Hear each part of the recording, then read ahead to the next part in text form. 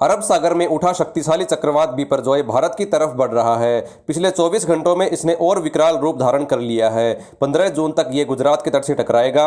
यह किन इलाकों में तबाही लाएगा, कितने दिनों तक रहेगा, कैसे इसका नाम पड़ा और ये चक्रवात बनते कैसे हैं, आज के इस वीडियो में हम आपको यह बात बताने वाले हैं। तो पहला सवाल यह है कि चक्रवात बिपरजॉय कहाँ से उठा, इसका रूट क्या है और ये भारत के किन इलाकों से कब टकराएगा। तो चक्रवात बिपरजॉय 6 जून 2023 को अरब सागर में उठा था। शुरुआती 6 दिनों तक यह कराची की तरफ बढ़ रहा था, लेकिन अब रास्ता बदलकर गुजरात की तरफ बढ़ रहा है। फिलहाल इसके बढ़ने की रफ्तार 8 किलोमीटर प्रति घंटा है। बिपरजॉय 13 जून 2023 को रात 2:30 बजे अरब सागर में पोरबंदर से लगभग 290 किलोमीटर और जखौ बंदरगाह से 360 किलोमीटर दक्षिण पश्चिम में केंद्रित था।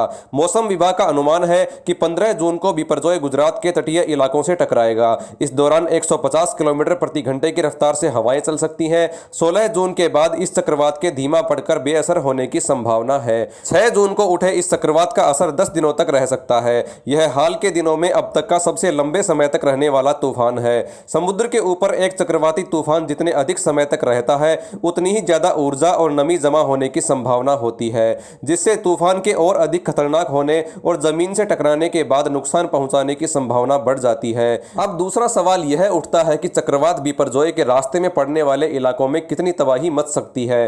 तो 14 से 15 जून को कच्छ, देवभूमि द्वारका, पोरबंदर, जामनगर, मोरबी, जूनागढ़ और राजकोट समेत गुजरात के कई जिले चक्रवात की चपेट में आएंगे। यहां 14 और 15 जून को भारी बारिश हो सकती है। 16 जून को यह चक्रवात नॉर्थ गुजरात से सटे राजस्थान के इलाकों की तरफ बढ़ेगा।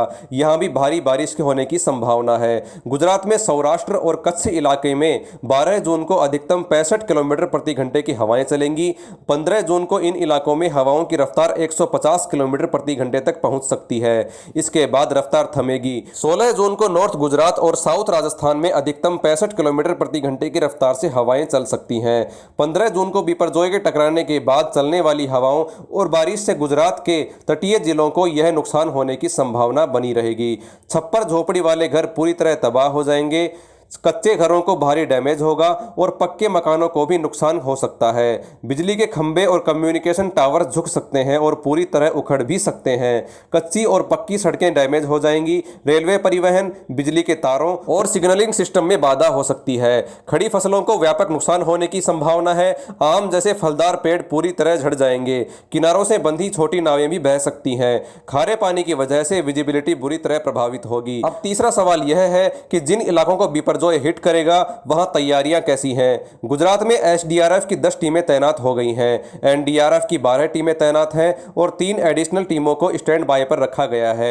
मछुआरों को समुद्र में जाने से रोका गया है। 21,000 से ज्यादा नावें अब तक पार्क हो चुकी हैं। इनके अलावा फिशरीज, हेल्थ और एग्रीकल्चर डिपार्टमेंट की टीमें भी तैनात रहेंगी। मुख्यमंत्री भूपेंद्र पटेल ने एडवांस प्लानिंग और डिजास्टर मैनेजमेंट की जिम्मेदारी सीनियर मिनिस्टर्स को सौंपी है। इनमें ऋषिकेश पटेल को कच्छ जिले की, कुंवर बावलिया को पोरबंदर की, मुल्लू भाई बेरा को जामनगर की, हर्ष साघवी को देवभूमि द्वारका की, जगदीश विश्वकर्मा को जूनागढ़ जिले की और पुरुषोत्तम सोलंकी को गिर सोमनाथ जिले की जिम्मेदारी सौंपी गई है। इन मंत्रियों को फौरन ग्राउंड पर पहुंचने के निर्देश दिए गए हैं।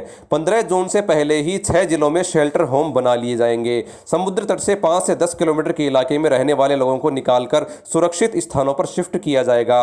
प्रधानमंत्री नरेंद्र मोदी ने भी 12 जून को एक इमरजेंसी मीटिंग की। इसमें गृह मंत्रालय, एनडीआरएफ और सेना के अधिकारी मौजूद रहे।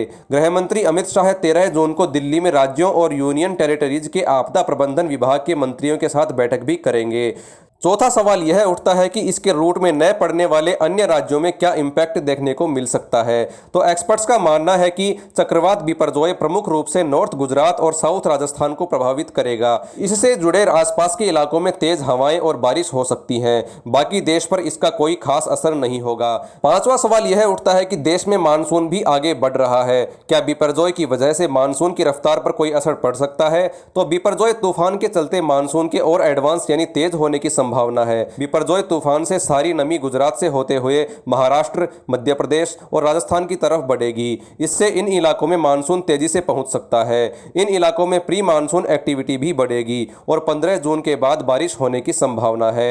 छठा सवाल यह है कि चक्रवात होते क्या हैं और यह बनते कैसे हैं। तो साइक्लोन शब्द ग्रीक भाषा के साइक्लोस से लिया गया है, जिसका अर्थ है सांप की कुंडलियां।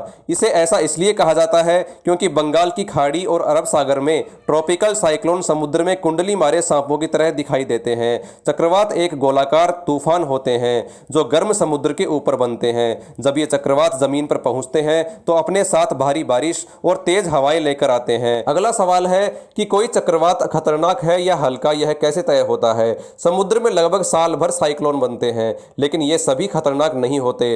इनमें से जो साइक्लोन धरती की ओर बढ़ते हैं वे ही खतरनाक होते हैं। तो आपको यह जानकारी कैसी लगी कमेंट सेक्शन में जरूर लिखना।